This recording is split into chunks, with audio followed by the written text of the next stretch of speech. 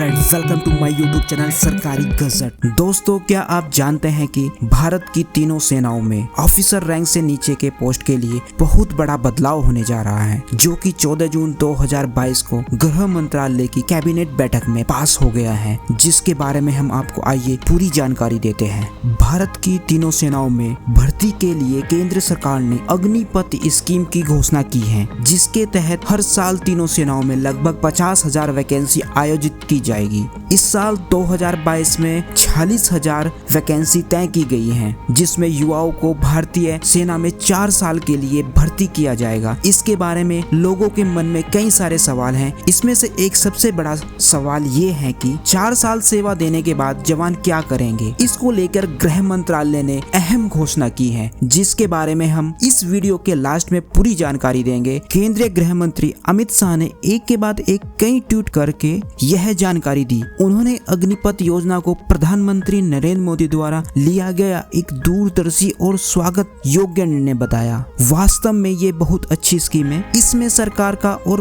भर्ती होने वाले युवाओं का दोनों का क्या फायदा है, इसके बारे में भी हम आपको पूरी जानकारी देंगे। इससे पहले आइए जानते हैं इस भर्ती के बारे में कुछ जरूरी अहर्ता। Agnipath Agniveer recruitment 2022 application fee all category general OBC SC ST candidate के लिए कोई फी नहीं है। Important date, scheme announce 14 June 2022 को ये अनाउंस हुई है। एप्लीकेशन स्टार्ट जो notified soon, application last date notified soon. तो इसके बारे में गृह मंत्रालय जो है एक स्कीम बना रहा है और वो पूरी कंप्लीट अनाउंस करने के बाद ये नोटिफिकेशन इशू होगा। पेमेंट मोड, तो ये भी नोटिफिकेशन इशू होने पे अपडेट होगा। नेक्स्ट एज लिमिट आती है, तो इसमें मिनिमम एज जो रखी गई है वो 17.5 साल रखी गई है और मैक्सिमम एज 21 साल रखी गई है। नेक्स्ट आता है एजुकेशन क्वालिफिकेशन, तो इसमें 10th और 12th बेस पे जो है ये रिक्रूट होगा। आइए अब बात करते हैं वैकेंसीज की। जो ये 46,000 वैकेंसी इस साल रिलीज की जाएंगी,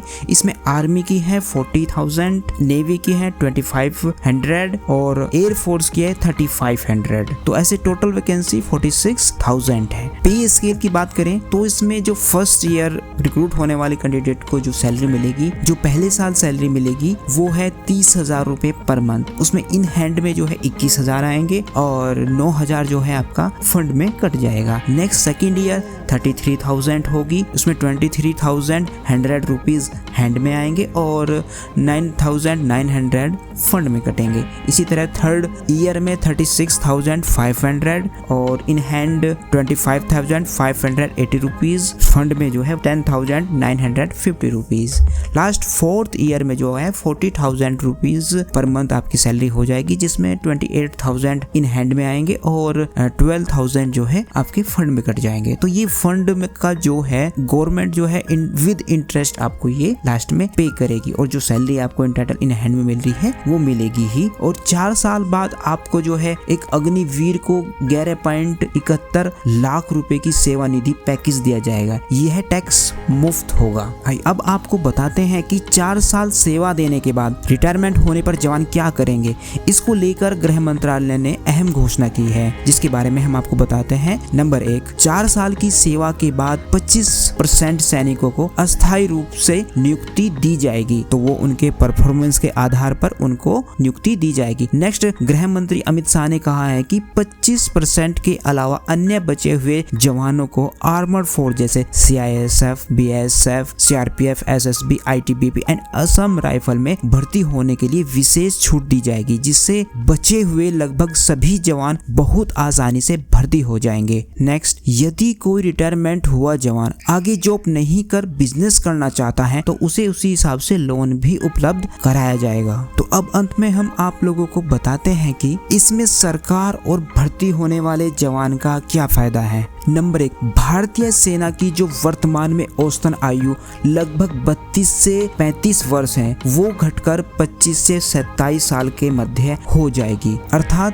तीनों सेनाओं को यंग जवान मिल जाएंगे। नेक्स्ट, सरकार को पेंशन नहीं देनी पड़ेगी, सरकार का जो है इसमें फंड बचेगा। नेक्स्ट, सरकार ट्रेंड सोल्जरों को कभी भी जरूरत पड़ने पर इस्तेमाल कर सकती है। नेक्स्ट बताते हैं भर्ती होने वाले जवान को क्या फायदा है। नंबर 1, 4 वर्ष की नौकरी में 28,45,000 रुपए के आसपास कमा सकते हैं। नंबर 2, ट्रेंड सोल्जर का प्रमाण पत्र मिल जाएगा, जिससे कि आप आसानी से पैरामिलिट्री फोर्स में भर्ती हो सकते हैं और स्टेट गवर्नमेंट भी इसके लिए विशेष छूट ऑर्गेनाइज करेगी। नेक्स्ट आता है जिन लोगों का केवल भारतीय सेना में जाने का सपना होता है, उनका सपना आसानी से पूरा हो सकता है। कुछ विद्यार्थी सोच रहे होंगे कि हम अपनी शिक्षा को बीच में छोड़कर नौकरी करेंगे तो लॉस होगा, तो आप लोगों को बताता हूँ कि भारतीय सेना खुद सर्विस कर रहे जवानों को शिक्षा ग्रहण करने की अनुमति देती है। आप मात्र ट्रेनिंग के 6 माह को छोड़कर